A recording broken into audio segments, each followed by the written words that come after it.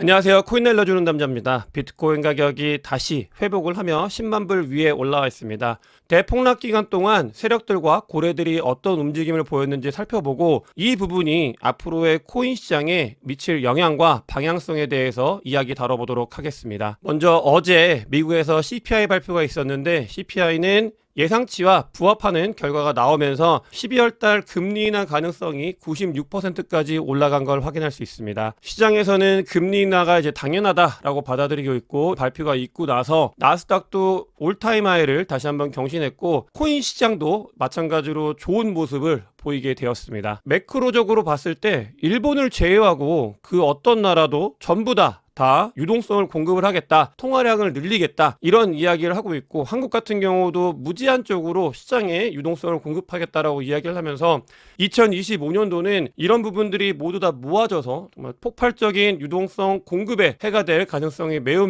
높아지고 있는 상황입니다. 선물 1300상으로 봤을 때 비트코인 같은 경우는 94K까지 하락을 하면서 사람들한테 공포감을 유발을 시켰고 그 뒤에 화요일날 영상에서 말씀을 드렸던 게 한 번 정도는 그러니까 돈을 썼기 때문에 하락을 유발을 시켰을 때 이렇게 내려오면서 큰 돈을 쓰고 하락을 유발을 시켰기 때문에 높은 확률로 있을 가능성이 있다고 보시면 되는데 한 번 더 추가 하락이 있었던 걸 확인할 수 있습니다. 이렇게 두 번의 하락 굉장히 사람들을 공포에 몰아넣고 나서 그 뒤에 비트코인 같은 경우는 하락 이전 시점으로 완전히 돌아와서 10만 불 100K까지 다시 복귀한 모습을 확인할 수 있습니다. 위로 강력하게 숏 포지션이 많이 구축이 되고 있는 모습을 보이고 있는데 이 부분 같은 경우는 매도벽도 계속해서 조금씩 늘어나고 있기 때문에 앞으로 올라감에 있어서도 이런 변동성 같은 경우는 추가적으로 확대가 될 가능성이 있다 정도로 보시면 되겠습니다. 엊그제와 어제 새벽에 하락이 나오면서 이건 절대 조롱을 하는 건 아니고요. 하락이 나올 때 하락이 이제 진짜 장이 끝났다라고 이야기를 하는 사람들이 계속해서 나타나는 건 사실입니다.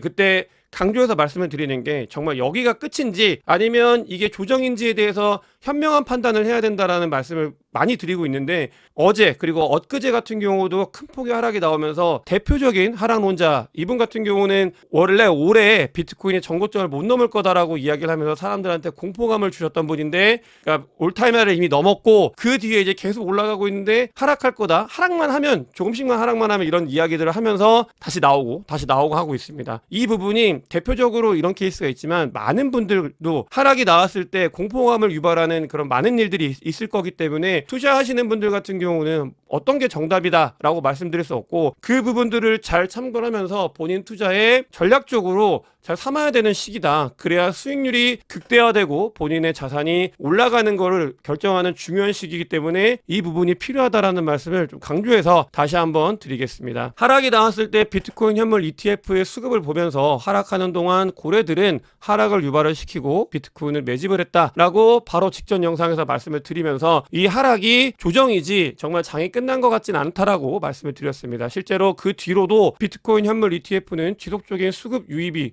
들어오고 있는 걸 확인할 수 있고요. 비트코인을 미국에서는 계속해서 모아가고 있다는 게 비트코인 현물 ETF의 유입량을 통해서도 확인이 될 수 있고 특히 블랙록이 압도적으로 유입량이 많은 걸 확인을 할 수 있습니다. 조정이 나왔을 때 선물 시장이 워낙 커졌기 때문에 이런 변동성들이 더 많이 확대가 될 수 있다라고 이야기를 드렸었는데 그 부분 같은 경우도 보시면 OI가 완전히 정리가 된 걸 확인할 수 있습니다. OI가 이렇게 정리가 되고 깨끗해진 상태고 선물 시장에 고배율로 투자하시는 분들이 다 꺾여 나갔거나 아니면은 이제 일부 포지션을 정리했거나 이 OI가 많이 급격하게 내려간 걸 확인할 수 있고 이 부분 같은 경우 이 OI 그다음에 2.5조 원 정도 50만 명이 넘는 사람들이 터졌다라고 말씀을 드렸고 그 돈들이 세력들한테 넘어갔다고 말씀을 드렸는데 그 케이스 2024년 초에도 있었던 케이스입니다. 그런 일들이 지속적으로 발생을 했고 그 연료를 바탕으로 비트코인과 알트코인을 계속해서 위로 끌어올리는 모습을 확인할 수 있었는데 지금 같은 경우도 그때와 아주 유사한 모습을 보이고 있습니다. OI가 급격하게 하락을 했고 그 뒤에 다시 시장이 정리가 되면서 올라오고 있는 모습을 반복적으로 보이고 있다. 이렇게 시장을 해석하시면 되겠습니다. 이번 정리가 있고 나서 아주 의미 있는 변화 한 가지를 보게 되면 김치 프리미엄 지표가 마이너스 역푸에서 김프가 조금씩 끼고 있는 걸 확인할 수 있습니다. 김프가 낀다는 말은 한국에 있는 투자자들이 코인 시장으로 조금 더 관심 있게 달려든다는 말과 같고 이거는 지난 사이클 에서도 동일하게 있었던 일입니다. 지난 사이클 같은 경우도 그러니까 비트코인이나 알트코인들이 계속 가격 상승을 했을 때 초기에는 못 들어오는 그런 일들이 있습니다. 왜냐하면 가격이 올랐기 때문에 오른 건 아닌가 이렇게 생각을 하면서 못 들어오다가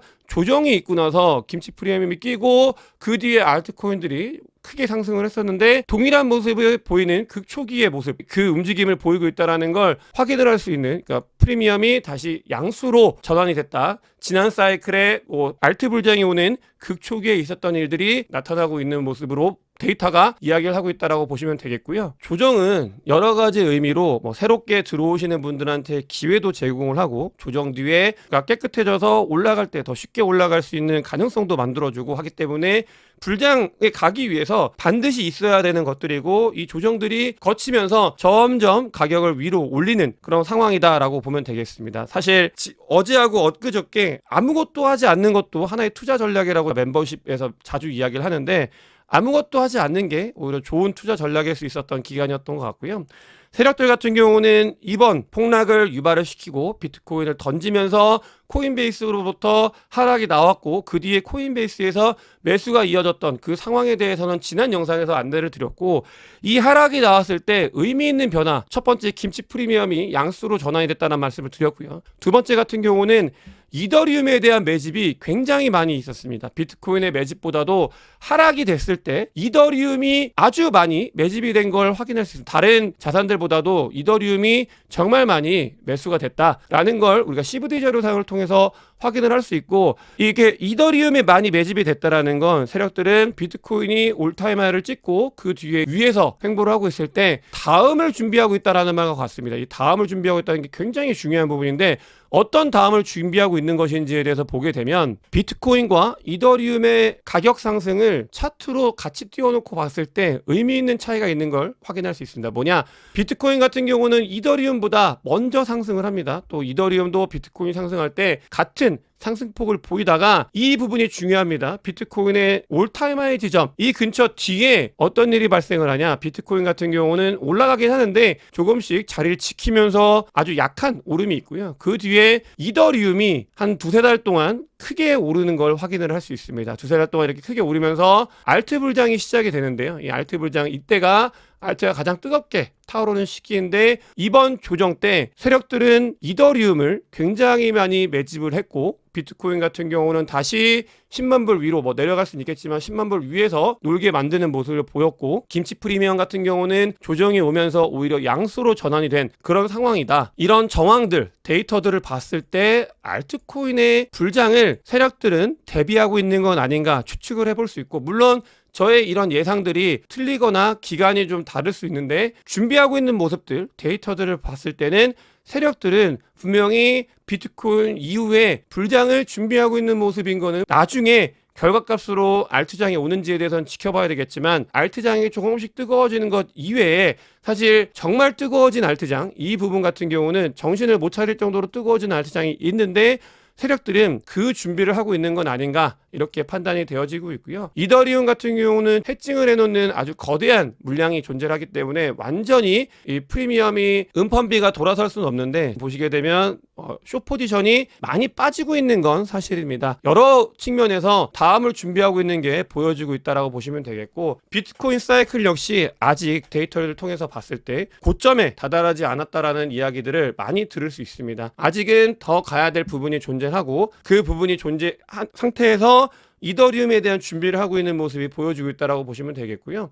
전체적인 사이클을 봤을 때 사실 이거 같은 경우 좀 과장이 된 케이스이긴 한데 사이클을 봤을 때 아직 우리가 가야 되고 먹어야 될 구간이 조금 더 남아있다라는 건 확인을 할 수 있습니다. 물론 이 정도까지는 아니더라도 왜냐면 이 케이스 같은 경우는 본인들한테 좀 유리하게 보여지기 위해서 2021년도 케이스를 본인들 마음대로 해석을 한 경우가 좀 있기 때문에 요렇게까지는 극단적이진 않더라도 아직 가야 될 부분은 분명히 존재를 한다라고 보시면 되겠습니다. 코인 시장에 아주 중요한 변화 한 가지가 또 생기게 됩니다. 이건 절대 놓치면 안 되는데 마이크로 스트래티지는 현재 스트래티지는 비트코인의 베타 플레이 그리고 비트코인을 보유할 수 없는 기관들이 마이크로 스트래티지를 통해서 비트코인에 대한 간접 투자를 하고 있는 그런 플레이를 할 수 있는 장을 마련해 주고 있는데 이 마이크로 스트래티지가 이번 주 금요일 날 발표가 된다고 하는데 QQQ에 이제 반영이 된다. QQQ ETF 안에 들어갈 수 있는 자산이 된다라고 이야기를 하고 있습니다. 실제로 들어가게 되면 12월 23일부터 QQQ에 있는 이 자금들이 마이크로스트래티지로 유입이 될 가능성이 있다라고 이야기를 하고 있는데, 이 부분 같은 경우는 왜 중요하냐면 QQQ 안에 포함이 되게 되면 한 700조에 가까운 돈이 다 들어오는 거 아닌데 일부 포지션이 마이크로스트래티지를 기계적으로 매수를 할 수밖에 없습니다. 그렇게 되면 마이크로스트래티지의 주가는 더 상승을 할 수밖에 없고, 마이크로스트래티지 주가가 상승을 하게 되면 비트코인에도 영향을 줄 수 있기 때문에 이 12월 달 QQQ에 편입이 되는지 여부와 실제 QQQ에 편입이 돼서 돈이 얼만큼 마이크로스트래티지로 들어올 수 있는지를 살펴봐야 되고요. 마이크로스트래티지가 원래는 기술주인데 비트코인을 워낙 많이 담고 있으니까 사람들이 이거는 금융주다라고 이야기를 하면서 재편을 해야 된다라고 이야기를 하고, 그게 재편이 되게 되면 QQQ 안에 못 들어갈 거다라고 이야기를 하고 있는데, 이 부분 같은 경우는 아직 논의가 되지 않았기 때문에 반영이 될 가능성이 크다라고 전문가들은 이야기를 하고 있고요. 저도 개인적으로 아직은 기술주인 이유가 여러 가지가 있겠지만 기술주여야 이제 QQQ 안에 포함이 되는데, 보시게 되면 마이크로스트래티지 오랫동안 말씀을 드렸는데, 마이크로스트래티지 들고 있는 이 기관 홀더들을 보게 되면은 QQQ에 반영이 될 수밖에 없는 그런 그림을 그리고 있다고 저는 생각을 합니다. 보시게 되면 비트코인 현물 ETF 거래를 맡고 있는 뱅가드도 마이크로스트래티지를 가지고 있고요. 또 뭐 블랙락, 모건 스탠리, 세콰이아 같은 경우는 너무나 유명한 곳이죠. 모건 스탠리 여기 또 있고, 이 기관들이 마이크로스트래티지를 정말로 많이 들고 있는 기관들입니다. 전체 포지션의 뭐 7%, 8%를 가지고 있는 기관들이기 때문에 다 정해진 수순이라고 개인적으로 생각은 하고 있어요. QQQ에는 이 기관들이 뒤에 있기 때문에 어떤 식으로든 편입을 시킬 거다. 지금이 아니더라도 다음이더라도 편입을 시킬 가능성이 매우 높다라고 보고 있고, 사실은 아주 예전부터 작업을 다 해놓은 상태고 지금은 그 작업을 해놓은 게 결과물로 나오고 있는 상태이기 때문에 그걸 보면서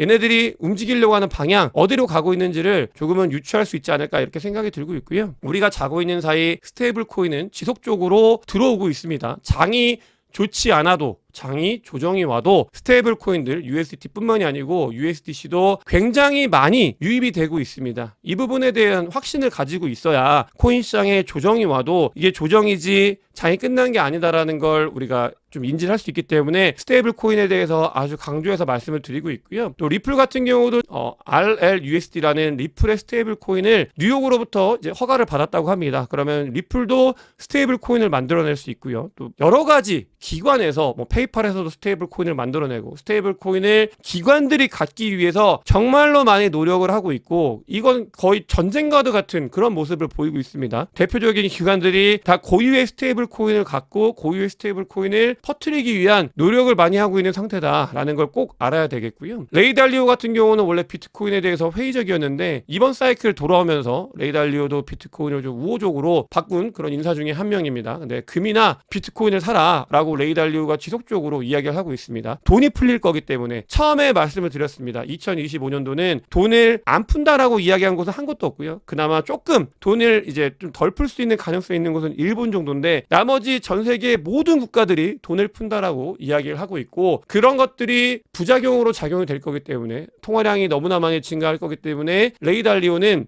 금이나 비트코인으로 해칭해야 된다라고 이야기를 하고 있고, 트럼프가 대통령 취임식 때 시진핑 중국 국가주석을 초대했다고 합니다. 정말 대단한 것 같은데, 미국과 중국 간의 좀 화해 무드라고 해야 되나요? 거시경제 상황에도 미칠 영향이 매우 크기 때문에 우리가 주시를 해야 될 것 같고, 또 홍콩 같은 경우는 이건 제한입니다. 이게 된다는 게 아니라 재무부에서 국가투자기금을 암호화폐에 투자해야 된다라고 이야기를 하고 있고, 이 움직임들 저번에 말씀을 드렸습니다. 러시아, 미국 뿐만이 아니라 이제 중국, 홍콩 이런 나라들도 암호화폐에 대해서 반암호화폐적이었다가 친암호화폐적으로 정책이 바뀌는 첫 번째 사이클을 우리가 곧 맞이할 가능성이 있다. 이 부분에 대해서 아주 강조해서 말씀을 드리고 싶고, 미국 같은 경우는 알라바마 스테이트에서는 비트코인을 자체 주에서 전략적 자산으로 삼아야 된다 라는 것들에 대해서 주장이 나오고 있다고 합니다. 물론 이것도 제한이긴 한데, 과거 사이클에서, 지난 사이클, 지지난 사이클에서 우리가 반드시 알아야 되는 건 이런 이야기조차 아예 없었다는 거. 근데도 불장이 왔었고, 그 장일 때 누군가는 그 기회를 잡고 뭔가 변화의 시점으로 삼았다는 거,